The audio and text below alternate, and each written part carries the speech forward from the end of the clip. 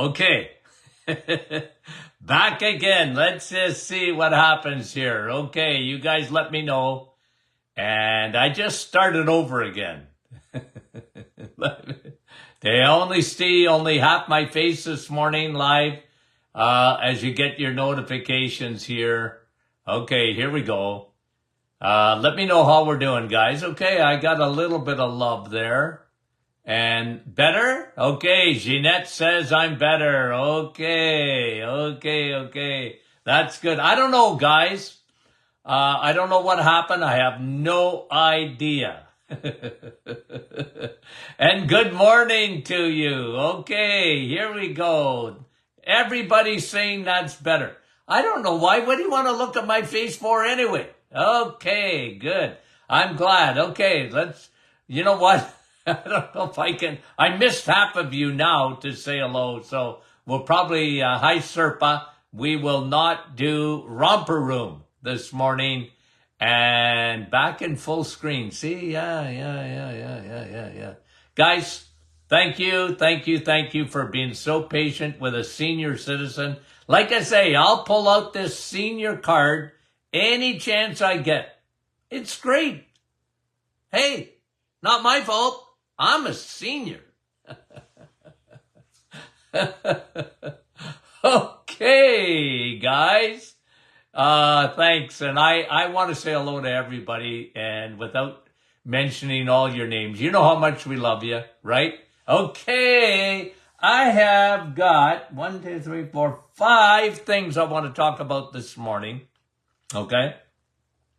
I'll answer a few questions that people asked that I saw that we'll have enough for question and answer Friday, okay? But let's talk about, this is a couple of studies I want to talk about before we get to a couple of questions that people asked me on there. Men, okay, listen to this. This is the first study I want to just talk about for a minute. Men with more visceral fat, okay? You know what visceral fat is, of course. Fat around your organs, okay? This is a study that showed men with more visceral fat have a higher thrombogenic risk from excessive clotting. So having visceral fat, okay, causes, at least in men, for them to have more of a clotting effect in their blood. Now, clotting, guys, is good, okay? If you cut yourself, you want to be able to make sure your body has got clotting factors, and it will stop you from bleeding to death, okay? It clots. The problem with clots is that they can be very dangerous. If it's over clotting, you very dangerous for a stroke or a heart attack. And clotting thickens up it coagulates your blood. You can think about it for a minute, right? What does that do? Well, that thickens your blood. And visceral fat, so I'm just going to take up a picture here again of my 5 pounds. I use this all the time. When men, okay, here's what they're showing. When men have visceral fat around the organ, you can be skinny as a rake and have visceral fat. Okay? Visceral fat around the organ is not a good thing. And there's a connection to the blood. Now, probably because when you got visceral fat, the inflammation that ensues would thicken the blood, would thicken the clotting factors in the blood. Okay? I'm trying to think of another way that might happen too, but definitely with the inflammation, as we always say at the Martin Clinic, is not Houdini. It just doesn't just show up. There has to be an underlying condition for someone to get inflammation. Inflammation is the body's response. when you have insulin resistance at the cellular level, the body responds to that with an inflammation process. When you have visceral fat, your body sees this as a foreign invader, okay? It sees this as a foreign invader, and thus you create inflammation, okay? And you can get clotting, extra clotting, okay? You combine that clotting with most men, and they don't realize this, most men are dehydrated. They don't drink enough water. I'm not saying all men, I say most men. I used to measure viscosity of the blood, thickness of the blood. And I often would tell patients, look, you know that blood there you got, okay? It's the river of life. And a river, in order for it to move, needs water. Water. And so often, okay? So, visceral fat, men with visceral fat have a higher thrombogenic risk. Excessive risk of clotting. Okay? Again, clotting is not bad for you when you need it.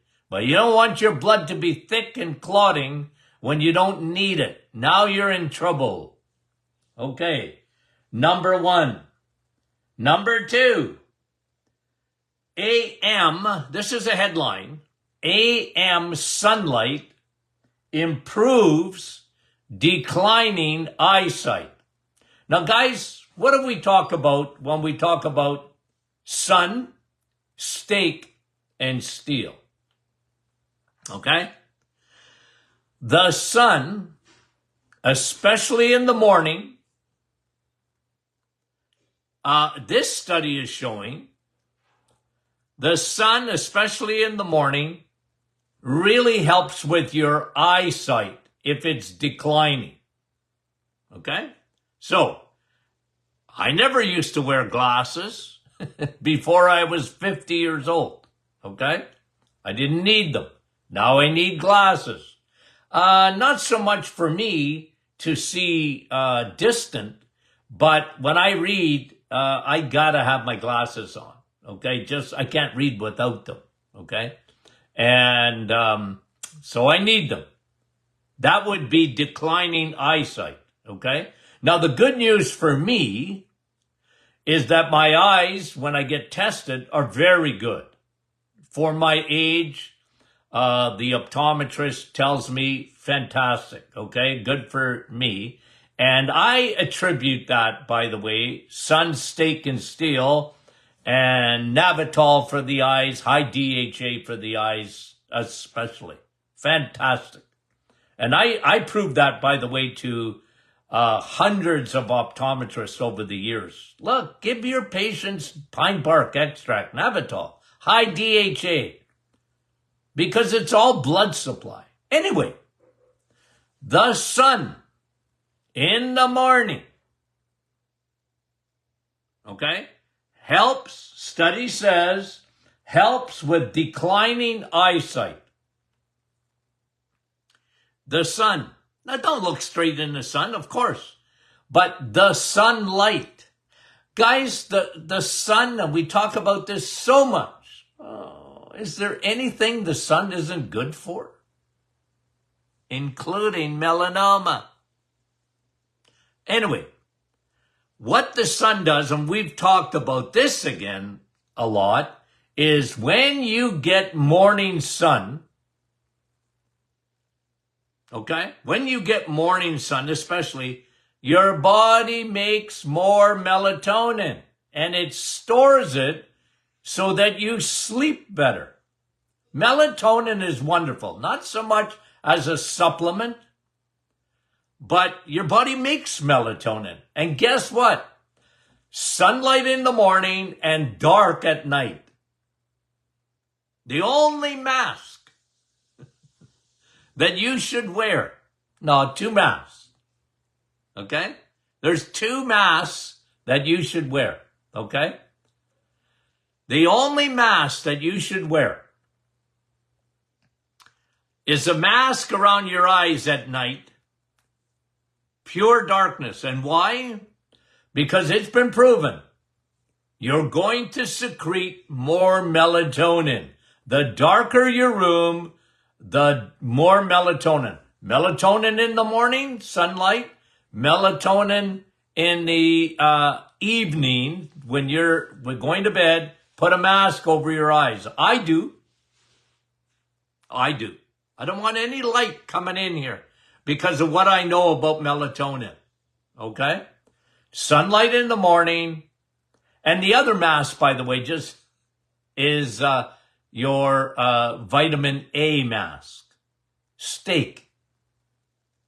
Because you have an invisible mask if you have good levels of vitamin A.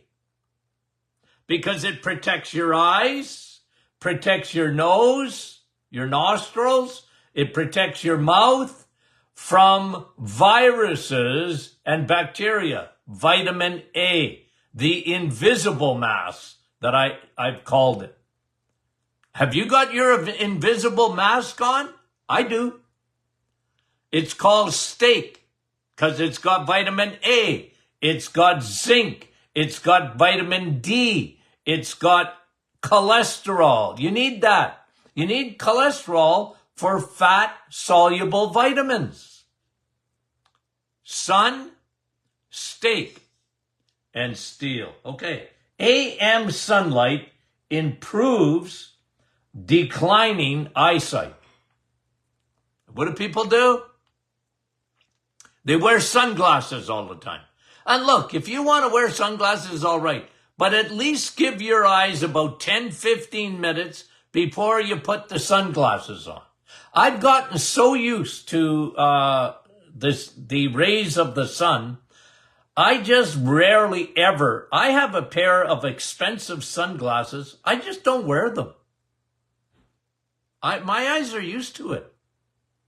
I rarely ever wear sunglasses. And look, I'm not telling you never to wear sunglasses. I'm not telling you that. I'm just telling you the research on sunlight and your eyeballs is incredible. Okay? That's all. Don't shoot the messenger. Okay. New research on dementia. New study on dementia. Are we interested in dementia? Big time. Is it because of my age? Yeah, partly. But I've been talking about dementia, Alzheimer's, the most common form of dementia. I've been talking about that for a long time. A long time. Okay? And what have I been saying about it? It's type 3 diabetes. Okay, so let's put that aside. I want to talk to you about this new research paper, and it makes sense. Here's what they're showing. New research on dementia shows 3 deficiencies. Okay? It'll be no surprise to you, to my audience. New research on dementia have 3 deficiencies in common. 1, B12.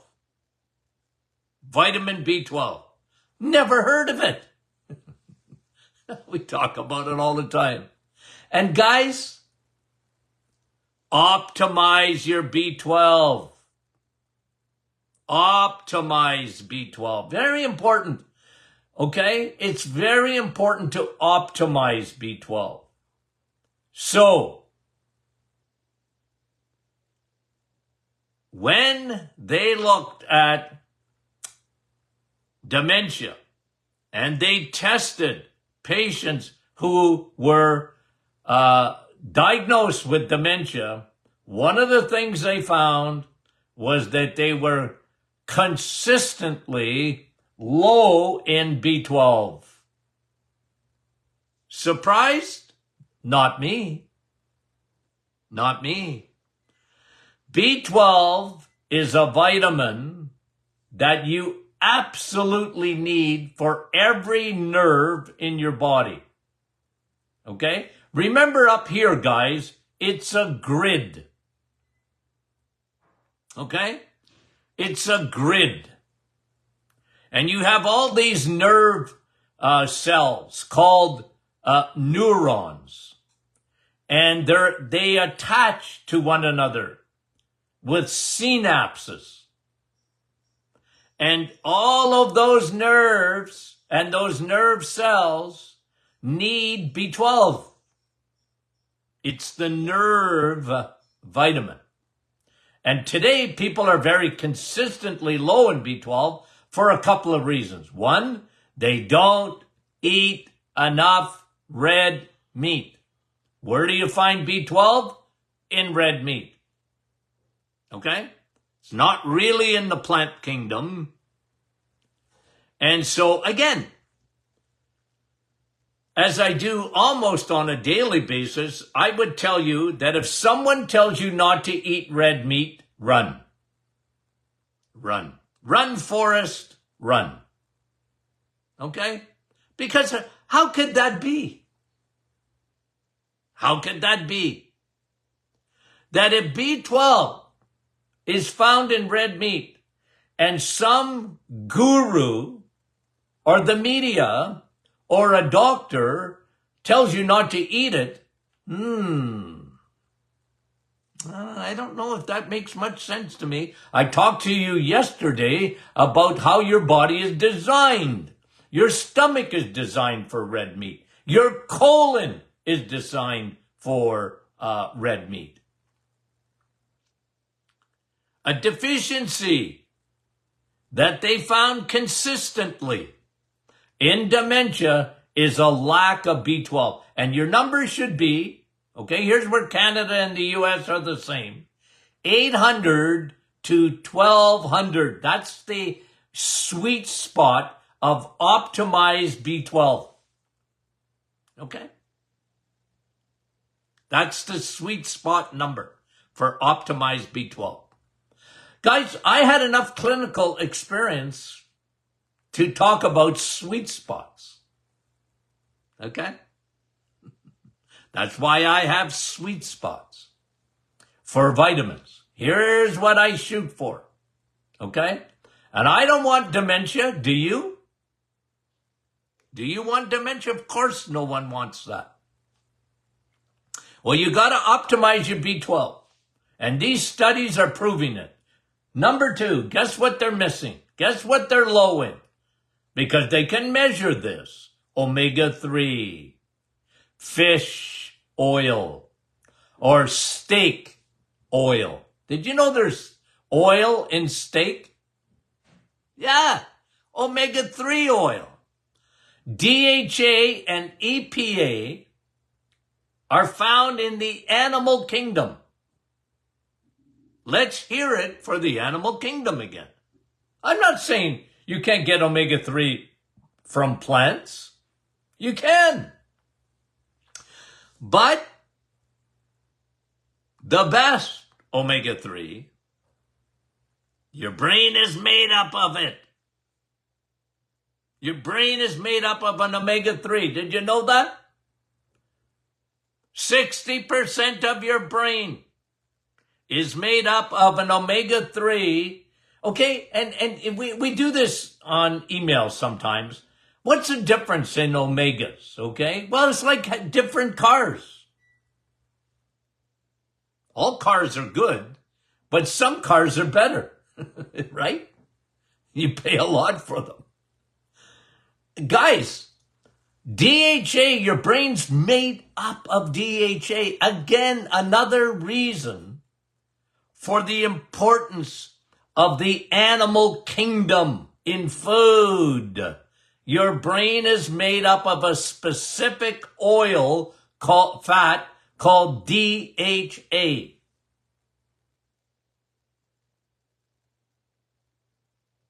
%60 of your brain is DHA. And what are they showing? Well, When people get dementia, their brain shrinks. They're no longer called fatheads. I like being called a fathead. Hey, Dr. Martin, you're a fathead. They mean to insult me, but I take it as a compliment. You want a lot of fat in here. Okay? You want a lot of fat in between your ears up here. You got it? And omega-3, they can measure it. And people with low levels of omega-3, not so good for their memory.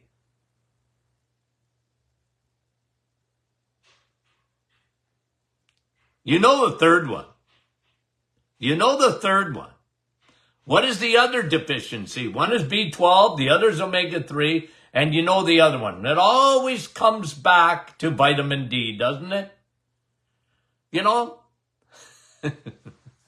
I used to do live seminars, lots of them, okay? Travel all over the place and do live seminars, okay? After writing a book or whatever, okay? And I traveled all over North America doing seminars, and even into Europe and Asia and that kind of thing. Anyway, okay. And they always ask me questions. There was always a question and answer. I love doing that. Afterwards, I'd put on a presentation or whatever, and sometimes I would get to a conference or a seminar, and I grab one person and I say, when I ask you a question, just put your hand up and give the same answer every time and use vitamin D. Just say, vitamin D. Scream it from the back. Because it's the answer almost for everything in your health, vitamin D. Okay? What a vitamin. It's not even a vitamin, really. It's a hormone. No, it's a hormone. Vitamin D. What are they finding in dementia? People have low levels of vitamin D. Not surprising. Not at all. Your brain and the rest of your body is a human solar panel. Oh, I can't emphasize enough the importance when the sun is out. Get in the sun. Don't burn. Get in the sun. And people that burn, by the way, they're usually consuming way too much of the bad sugar because of glycation and bad oils. Those seed oils that are found in every fast food and in the middle aisles of your grocery store. Those bad oils. They make for bad skin. And people burn easily. Now look, I don't want people to burn in the sun. I really don't. Okay? I don't. But it's not even close. The advantages of the sun compared to, because I've said this to you before, the dermatologists, they did something in the 80s. They hired a marketing firm and to go after the sun. And that it's a skin cancer, and put on all these chemicals on your skin to block the sun. Sunscreen and sunblock. Terrible stuff. Terrible stuff. And the FDA finally took a couple of hundred of them off the shelves because they were, you know what it would take to convince the FDA that something is carcinogenic? My word. It must have been real bad for them to start pulling a lot of those sunscreens off the shelves. Terrible stuff. Anyway, I never liked it. Never liked sunscreen. You want dementia? Stay out of the sun. And you'll get dementia, according to this research. Okay. Let me just see here. Okay. Let me answer a few questions. Okay, so here's one. I saw this yesterday. The doctor told me, because the patient has gout, and the doctor told me not to eat red meat. Well, your doctor is stuck in the 70s with Elvis Presley. Okay? Your doctor is stuck in nutrition that is 50 years old, at least. Okay? Because your doctor doesn't keep up with the research. They don't understand. And here's my point. Let me just prove it again, okay? I don't want to just say something without getting you to think about what I'm saying. Gout is up 300% since the 1980s. What? It's up 300%. Since the 1980s, listen to what I'm going to say, red meat sales and consumption is down 30%. Gout is up, red meat consumption is down. And here's the kicker when it comes to gout. Here's the kicker. What was introduced in the 1980s as a substitute for sugar? High fructose corn syrup. Okay? What I call the antichrist of sugars. A man-made sugar, high fructose corn syrup. And not coincidentally, a 300% rise in gout. High levels of uric acid, which, by the way, is a sign that you have insulin resistance. And there's nothing that will give you insulin resistance like high fructose corn syrup. It's in everything. They add it into everything. It's addictive. It's cheap. And they don't even have to tell you they're doing it, the food industry. That, my friend, is why gout is on the rise. So here's what I tell my patients, and I did for years when I was in practice. Lay off the sugar and never especially drink sugar, like orange juice and apple juice and pineapple juice or whatever. Don't drink that stuff. You're not meant to drink it. You're meant to eat. You can eat fruit, but don't drink it. Don't drink fruit. You can have a few berries in Dr. Martin's perfect smoothie. That's different. Because fructose goes to the liver, and the liver, a byproduct of fructose, is uric acid. It's part of the Krebs cycle. Everybody makes uric acid. But when your liver is jammed up and you have insulin resistance and the Costco parking lot is full, it's one of the manifestations of insulin resistance. And a lot of people have, by the way, a lot of people have high uric acid levels, and not everybody with high uric acid levels gets gout. But having high uric acid levels or urate, it's not good for you. It's a sign that you have insulin resistance. It's a sign that you have metabolic syndrome. Okay? Okay. There's another question in there, but we'll answer that tomorrow. Okay. Guys, thanks for coming on. We appreciate it. Sorry about the technical difficulties at the start of the program. Who knows why? I have no idea. If you know the answer, tell me. I'm teachable. Okay.